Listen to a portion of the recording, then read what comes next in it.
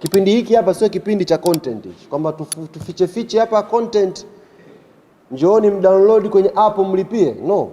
Kitu cha muhimu sasa hivi hapa ni timu iungane vizuri. Tukifika Misri tupambane kweli na Al Ahly, tukiwa na hawa wachezaji ambao ripoti imeelekeza na Mungu ajalie tuweze kuwapata. Kama kule kabakisha miezi 6, taratibu taturuhusu kuongea naye, sababu wako wachezaji of course kwenye timu zao ibakiza miezi 6. Taratibu zinaturuhusu kama Yanga kuzungumza na huyo mchezaji. Kwa tukizungumza naye, tukiona tumeelewana, klabu yake inafungua mlango wa kumuuza, tunapeleka hela, tunamnunua.